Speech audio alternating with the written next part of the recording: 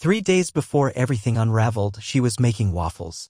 Not just any waffles, the ones with mashed bananas and almond flour, the ones she only made when she felt guilty. I didn't ask what she felt guilty for. I watched her flip one onto my plate and flash that overly bright smile, the kind that didn't reach her eyes anymore. She said she had something important to tell me. I was still half asleep, working on my coffee, but I remember the way her voice was just a little too measured, too calm. She kept both hands around her mug like she was anchoring herself to the moment. I braced for something, not this. She told me she was going to be a surrogate. Just like that. No build-up. No conversation. No us in the decision. For Melissa and Jake, she added, like that made it noble. The room fell silent except for the faint ticking of the wall clock. I thought I'd misheard her. I asked if she was serious. She nodded and reached for the syrup. Like it was just another Sunday. She didn't ask what I thought. She told me. Said the paperwork was already in motion, the embryo transfer scheduled. I didn't even know they were trying. I didn't even know she was talking to them like that. The whole thing hit me like a truck, not just the idea but the presumption. That my opinion was irrelevant. That our marriage was optional when it came to her big, saintly gesture. I told her it wasn't okay. That this was way past boundaries.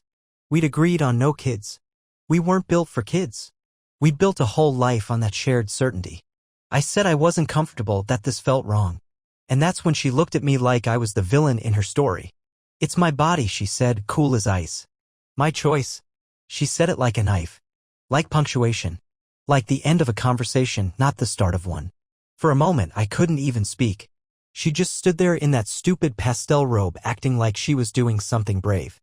Like she was some kind of hero for letting another man's baby be grown inside her body while her own husband sat across the table completely blindsided.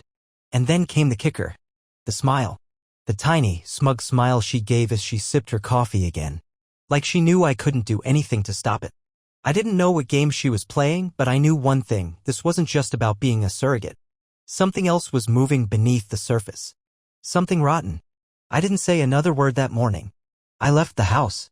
I needed to breathe. I needed to think. But deep down, I already knew that wasn't the beginning of a noble sacrifice.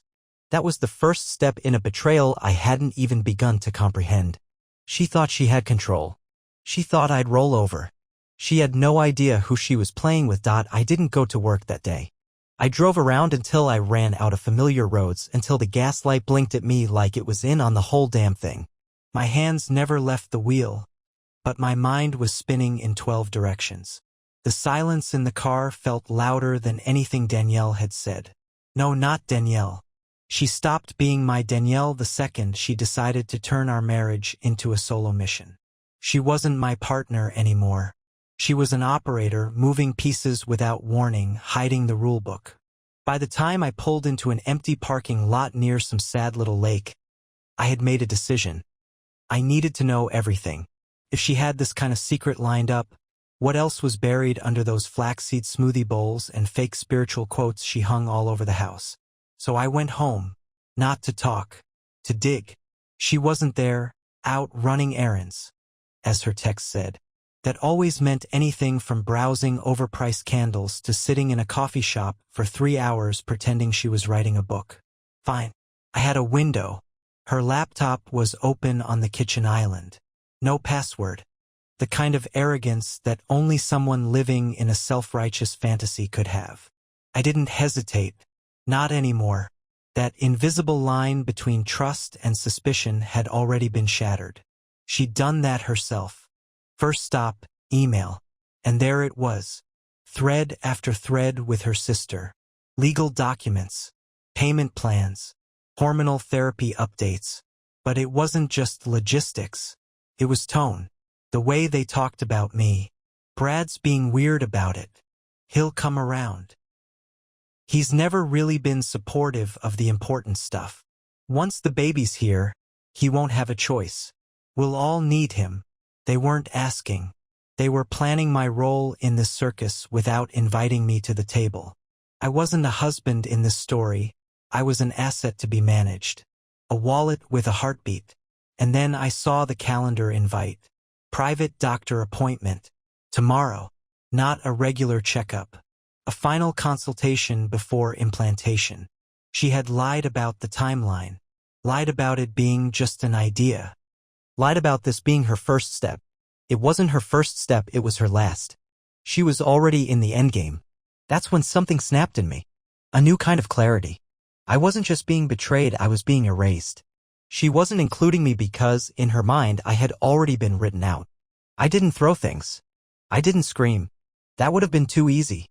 Instead, I opened a drawer and pulled out a notebook. The one we used to keep for meal plans and grocery lists. And on the first page, I started writing everything down: dates, names, phrases, screenshots. If she wanted to play games, I'd match her move for move. When she came home later, humming some awful pop song, she acted like nothing was wrong. She kissed my cheek and asked if I wanted sushi for dinner. And I smiled. I nodded. Because now I was in. I wasn't going to stop her. I was going to expose her. And the way I'd do it would tear through every lie she thought she'd gotten away with. The next morning, I woke up before her. Not because I was restless, no, that part had passed. Now it was focus. Clean, cold, and sharp. I watched her sleep for a few seconds, her face turned toward the window like she was some peaceful little martyr. She always did that, play the innocent when no one was watching, as if innocence was something you could fake with the right amount of moisturizer and silent nights. I left the house without a word. She didn't stir. I had somewhere to be. I parked 2 blocks from the clinic. The same fertility clinic whose name I'd found all over her inbox. And yes, I went in. I wasn't there to cause a scene. I just wanted confirmation. I needed to hear it from someone who wasn't drenched in manipulation and self-righteousness. The front desk lady looked up, cheery and robotic. I gave her Danielle's full name. Said I was her husband. Said I wanted to check in on the appointment. She clicked around on her screen, paused, then smiled like I just confirmed her worst suspicion. Oh, she's already checked in. Would you like to join her? So, she lied again. Told me she was meeting Melissa at the mall. Said they were shopping for throw pillows. The kind of dumb, empty cover story that tells you they don't even respect you enough to invent something believable. No, I said, smiling right back. Just wanted to make sure she got here safe. Then I left. I didn't follow her. I didn't wait. I didn't need to. The lie was more than enough now. What mattered was the next part, what I do with it. When I got home, she was already there. Sweaty from yoga. That's what she said. Claimed the class ran long, traffic was bad, Melissa canceled, and she ended up just doing her own thing. I asked her if she'd gone anywhere near downtown. She blinked once. Shook her head. Nope. I asked if she'd seen anyone interesting. She smirked. Just a bunch of sweaty moms. Why? Why? That word. Like curiosity was still allowed between us. Like I hadn't already seen the whole act. And then I pulled out my phone. Not to show anything. Just to let her see me looking through it. I knew her tells. Her fingers twitched slightly, her tongue brushed her upper lip. Who's Dr. Langston? I asked casually. She froze. Not a full freeze. Just enough of a glitch that I caught it. She laughed, tried to anyway. Some guy Melissa's seeing, I think. Another lie. Dr. Langston was the lead fertility specialist at the clinic. I knew that because I'd already printed out his profile page and stuck it in my drawer. I gave her nothing back. Just walked into the other room. That night, she cooked dinner like everything was fine. Told me about a new essential oil she'd discovered. Tried to sit next to me on the couch. I let her. Because I wasn't going to confront her with a single accusation. I was going to let her build the whole castle out of lies. Higher, wider, more elaborate. Let her feel untouchable. Untouchable people don't run. They don't hide. They walk straight into the trap thinking they're gods. And when she finally stepped through the last door, when that baby was growing and her family started calling in their favors, I'd slam it shut. Then I'd watch every brick crumble. 3 days later, I got the call. It was Melissa. Her voice always had that high, syrupy tone like she was permanently pretending to care. But this time it had a tremor, barely noticeable, like she was forcing calm through gritted teeth. Hey Brad, just wanted to loop you in. Everything went great with the transfer. Danielle's resting now. She's a champ. No pause. No check-in. Just a PR announcement. As if I'd been on the sidelines, nodding approval from a distance. I didn't answer right away. I let the silence stretch long enough that she had to fill it. I know Danielle didn't want to make a big deal of it, she added quickly. But it's just so amazing. I mean, not everyone would do this, you know? Right? Not everyone would hijack a marriage and cook up a new family dynamic behind their husband's back. But apparently that made Danielle a saint, a modern-day fertility warrior, a goddess among insects like me. I thanked Melissa, polite, dry, hung up without giving her anything real. Then I walked into the bedroom, where Danielle was on the bed, scrolling through her phone like she hadn't just detonated the life we'd built. She looked up and smiled faintly. Hey babe, like we were fine. I sat on the edge of the bed, calm, measured. Not because I wasn't angry, I was past angry. I was something colder, something far more dangerous. So, I said, it's done. She blinked, then nodded, like a queen bestowing her truth on the unwashed masses. It's a beautiful thing, she said, hand on her stomach already, even though there was nothing there yet. I feel full. I stared at her. And me? What am I supposed to feel? She shifted, her lips pressed together. Not regret, not shame, just annoyance, like I was being inconvenient. I know this is hard for you, she said slowly, as if she were speaking to a child. But this isn't about you, Brad. It's about them. It's about family. And I chose to help. And I chose us, I snapped. But apparently I was the only one who thought that mattered. That's when it happened. The mask cracked. Just a sliver, but I saw it. Don't be dramatic, she said, rolling her eyes. You'll come around. You always do. That was it. That right there, that single sentence was the real her. The part she didn't show anyone else. The manipulator. The puppeteer. She thought I was just another one of her crystals to place on a shelf. Predictable. Passive. Bendable. I stood up. Not to argue. Not to scream. Just to leave the room before I burned everything down. But as I reached the door, she said one more thing low, almost smug. They're counting on you too, you know? Melissa and Jake. We're all in this together now. And that was when it hit me. We're all in this together wasn't a statement. It was a threat. She hadn't just made a choice. She'd pulled the whole damn family into it and set the trap right beneath my feet. I didn't sleep that night. I lay there in the dark, listening to her breathe beside me, steady, peaceful, as if she hadn't just detonated the foundation of our lives and expected me to applaud the fireworks. I kept replaying her words. We're all in this together now. It wasn't just a manipulation. It was a chess move.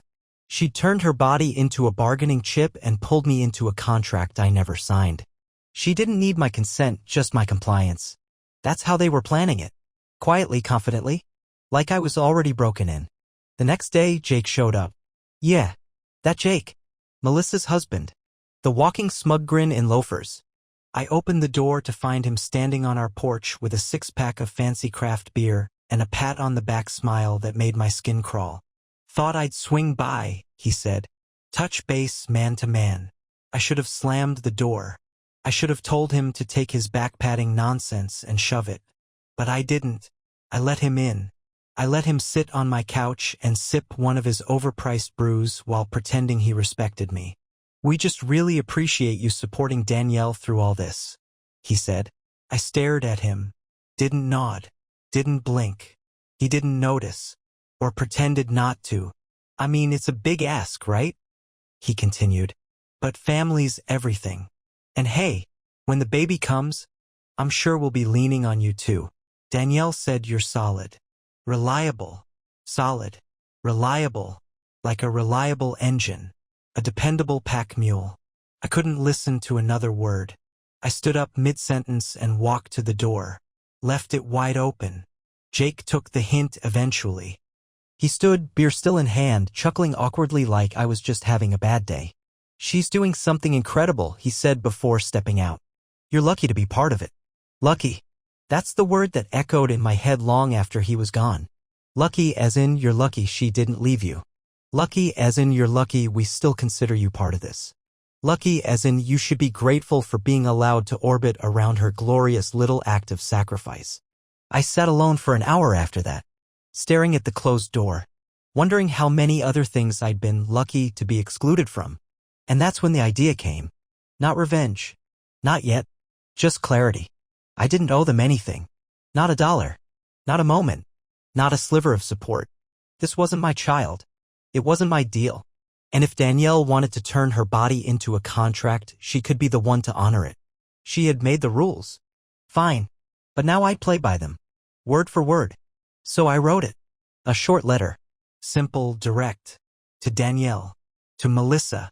To Jake. It said, Danielle chose to be a surrogate for her sister and brother-in-law. I told her not to, but she insisted, my body, my choice. Now she and her family are begging me for support, but I've made it clear. Not my baby. Not my responsibility. I printed 3 copies. I didn't hand them out yet, but just writing those words felt like finally pulling the knife out of my back and pointing it forward. Danielle found the letter before I intended her to. I left it in my drawer, not hidden, just tucked beneath a folder, intentionally casual, like something not worth noticing. But of course she found it. People like her always dig. They sense resistance like blood in the water. I came home to her standing in the kitchen, arms folded, the paper in her hand like a piece of trash she couldn't wait to throw back in my face. She didn't say anything right away, just stared. Then calmly, "What the hell is this?" I walked past her, tossed my keys in the bowl, opened the fridge. I wasn't going to be the one to blink first. "You read it," I said. "You know what it is." She stepped forward. Her voice stayed cold. "You think this makes you look righteous? Like you're some victim in all this?" I looked at her then, really looked at her. And all I saw was someone who had rewritten the story in her head so many times she couldn't tell the lies from the truth anymore. "I think it makes things clear," I replied. "You made your choice. This is mine." She laughed. Short. "Mean. You think you're going to walk away from this clean? People will know. Everyone will know what you did." I leaned on the counter. "I didn't do anything. That's the whole point." That's when the mask came off entirely. Her voice sharpened. "You're a coward. You'd let a child suffer just to prove a point. You'd let your own family drown because your ego's bruised." "No," I said quietly. "I'm just refusing to clean up a mess you created on purpose." She snapped then, not violently, just loud. She called me selfish, cold, petty, that I was abandoning not just her but something bigger than both of us. And that line, that tired, grandiose line, that's what made me smile. Because now I saw it clearly. She didn't just want to be a surrogate. She wanted to be worshipped for it. She wanted to be the center of a story where she sacrificed everything and the world wept in gratitude. And me? I was the supporting character who was supposed to carry the bags and say thank you for the privilege of being near her glow. I stepped away from the counter. "You want to be a savior?" I said. "Fine. Save them. Save the baby. Save the family. But don't expect me to play along when I never even got a choice." She stared at me for a long time. For the first time I saw her doubt herself, just a flicker. Not regret. Not remorse. Just the fear that maybe, just maybe, I meant it. That I was really pulling out. And then, without another word, she stormed out. She didn't take her phone. She didn't slam the door. She just left.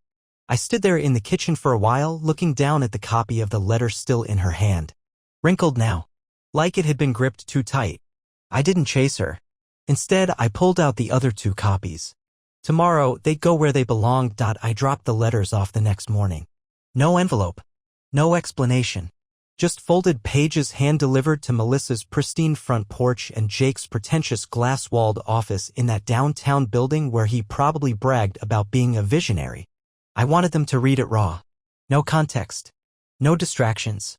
Just the words, Danielle chose to be a surrogate for her sister and brother-in-law. I told her not to, but she insisted, my body, my choice. Now she and her family are begging me for support, but I've made it clear, not my baby, not my responsibility. Let the silence that follows scream louder than any confrontation ever could. By the time I got back home, Danielle was there. She hadn't spoken to me since her fight. She didn't even acknowledge my presence.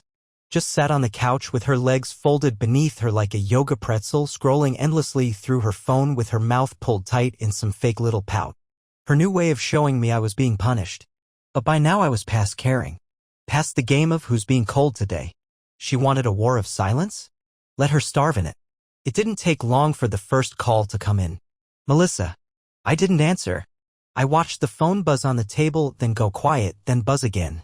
Over and over. I imagined her reading the letter, face tightening, voice rising. Maybe calling Jake. Maybe blaming Danielle. Maybe both. When I finally picked up, it was because I wanted her to hear exactly how little she mattered in my calculus now. Brad, she said, fake cheerful panic bleeding through. I got your little note. What's going on?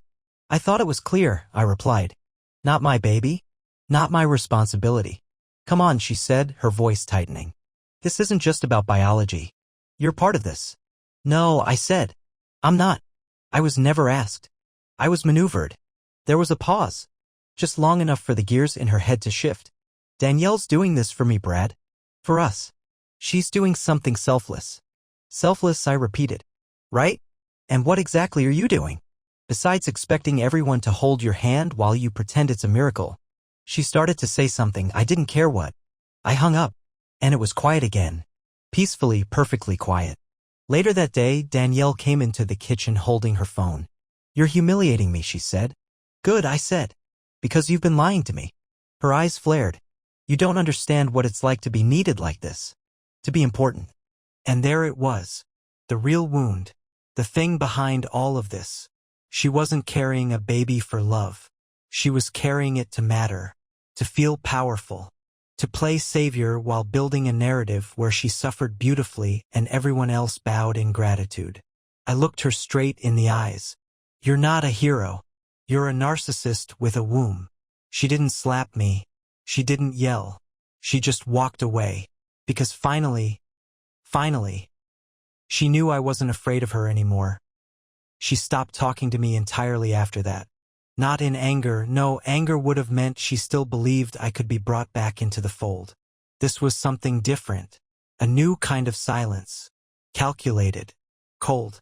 Like I'd become irrelevant to the storyline she was crafting in her head. I wasn't her husband now. I was just a narrative inconvenience. Danielle moved through the house like a ghost in leggings, drifting from one room to the next with a curated air of emotional detachment. Her phone became her world. Long texts with Melissa, constant FaceTimes on mute, whispers and laughter behind locked doors. I didn't ask questions. I didn't interfere. I watched, and then I found the burner. It was hidden behind the loose panel in her studio, the room she called her meditation space, which now just looked like a battlefield of scented candles and cluttered notebooks. I wouldn't have thought to look there if I hadn't noticed her suddenly stop using her main phone when I was in the room. At first I thought she was just putting on an act. But one night, I walked past the studio and heard her voice. Hushed, serious, with no trace of her usual performance. I waited until she went out the next morning. Said she had a prenatal checkup. I didn't even ask where. I just nodded. She left. I waited exactly 7 minutes. Then I went in. The burner was in a velvet pouch, wrapped in one of those healing scarves she used to wear when she went to crystal retreats. I turned it on. No password. The arrogance continued. And there it was. The text thread that changed everything. Not with Melissa. Not with a friend. With Jake. And they weren't talking about Danielle's health. Or the baby. Or the process. They were talking about me. Jake, he's spiraling. You were right. He's never going to be okay with this. Danielle, let him spiral. Once the baby's here, he'll have no choice but to stay. He won't walk away. He's too proud to look like the bad guy. Jake, what if he does? What's plan B? Danielle, then we show people what he really is. He'll crumble. Jake, you're incredible. I don't know how you stay so calm. Danielle, because I know how it ends. He'll break. And we'll win. I stared at the screen for what felt like hours. They weren't just conspiring. They were planning to destroy me. Systematically. Publicly. Emotionally. I hadn't just been sidelined. I'd been targeted. It wasn't about the baby. It wasn't even about family. This was about control. About winning. About image. Danielle had weaponized pregnancy. And Jake, that greasy puppet of a man, had been feeding her every line she needed to execute the long con. I copied every message. Every single one. Backed them up. Stored them twice. Sent them to a private email only I had access to. Then I turned the phone off, placed it right back where I found it. I wasn't angry. I wasn't hurt. I was ready. Let them play their game. I just upgraded to a different board. A week passed. Danielle kept up the act, light conversation about vitamins, stretching routines, her inner peace, all the while never once realizing I'd seen the whole script. She was so deep into her performance, so obsessed with the image of being the righteous one, she couldn't imagine someone else flipping the narrative in silence. But I didn't need her to slip. I had already won. First, I made an appointment with a lawyer. Not just any lawyer, someone sharp, methodical, and mean in a way that didn't show until they smiled. I laid everything out, the text messages, the forged path of deception, the manipulation, the emotional ambush. I didn't care about vengeance. I wanted insulation. A fortress between me and the hurricane she thought she was conjuring. He said what I already knew, the child, legally and biologically, was not mine. No financial obligation. No paternal rights or responsibilities. Nothing but smoke and noise unless I stepped into the fire voluntarily. Which I wouldn't. Then came step 2. I scheduled a dinner. One night. Just us and family. That meant Melissa and Jake, of course. Danielle's idea, unknowingly curated by me. She called it a celebration for the journey ahead, she said, glowing like a martyr mid-miracle. Perfect. The table was set. Wine poured. Laughs faked. Jake brought a stupid bottle of red and tried to clink glasses with me like we were old friends. Melissa, ever the eager enabler, made a speech about love and trust and the beauty of shared sacrifice. Then I stood up. I want to say something too, I said. Danielle looked at me like she was already picturing the photo that would come with the Instagram post. Hashtags and all. I didn't raise my glass. I've decided, I said calm and loud, to publicly separate myself from everything to do with this baby. You could have heard a fork drop. I didn't consent to this. I was lied to. And now I'm being cast as the villain in someone else's fantasy. Danielle's face tightened. The edges of her smile cracking like old paint. Brad, she started, warning in her tone. I ignored her. I have evidence. Of the lies. Of the manipulation. Of the intent to trap me. And if any of you, try to involve me in this narrative again, I will burn the entire fiction down. Melissa turned pale. Jake dropped the smile first. Danielle tried to speak again, but I was already walking away from the table. I didn't need to shout. I didn't need to plead. They knew. The game was over. I left them in that kitchen. Their celebration soured, their plans crumbling under their own weight, and I walked out the front door without looking back. Let her build her legacy on lies. Let them hold hands and cry about betrayal. I had taken back what they thought they'd stolen. My name, my truth. My freedom. It's been 2 months. The house is quiet now. Not the kind of quiet that aches, but the kind that feels earned. The stillness after a storm. When the air's finally clean again and the wreckage has stopped shifting. Danielle moved out a few weeks after the dinner. She didn't say where she was going. Just that she needed space to realign herself spiritually. Whatever that meant. I didn't fight her. I didn't ask her to stay. She took her crystals, her self-help books, her framed vision boards. All of it. The only thing she left behind was a handwritten note on the kitchen counter that said, "One day you'll understand why I did this." I folded it once and tossed it in the trash. She doesn't text me anymore. I blocked her. Melissa sent a few frantic emails accusing me of abandoning the family, but those stopped after I replied with 3 screenshots from the burner phone. Just enough to make the message clear. I'm not the one who's going to be dragged through the dirt if the story goes public. Jake never reached out. Coward. Legally, it's over. My lawyer filed every document we needed. No connection to the child, no joint financial obligations, no backdoors for them to sneak through. I keep the file locked in a cabinet like a war trophy. Not out of pride. Out of proof. In case she ever tries to rewrite the history. People around us started talking. Friends, neighbors, Danielle's yoga clients. Whispers, curiosity, confused stares. Some asked what happened. I gave them the truth in a single sentence. She made a choice without me, so I made one without her. Most of them understood. The ones who didn't, I stopped caring about them a long time ago. There are nights I still think about her. Not in the way people imagine, no longing, no nostalgia. Just reflection. I try to pinpoint the exact moment she changed, when ambition turned into control, when compassion curdled into vanity. But maybe she never changed. Maybe I just stopped making excuses for her. I used to wonder what I could have done differently. If I could have stopped it before it snowballed. But now I realize it wasn't my job to stop her. It was hers to choose integrity. And she didn't. Now I live simply. Quietly. I cook for myself. I go on walks. I started journaling not because I'm trying to heal, but because I'm reclaiming the space she once tried to colonize with her chaos. My space. My mind. What did I learn? That love without respect is a slow form of suffocation. That silence is a weapon when used by manipulators and a shield when held by survivors. That boundaries aren't walls to keep people out but doors to see who respects the threshold. And that sometimes the strongest thing you can say is no. So here's my advice: if you're reading this and wondering if your gut is lying to you, it's not. If something feels off, it probably is. And if someone keeps moving the goalposts, the rules, the language, they're not playing with you. They're playing you. Walk away. Take the silence with you. Let it say everything they tried to bury.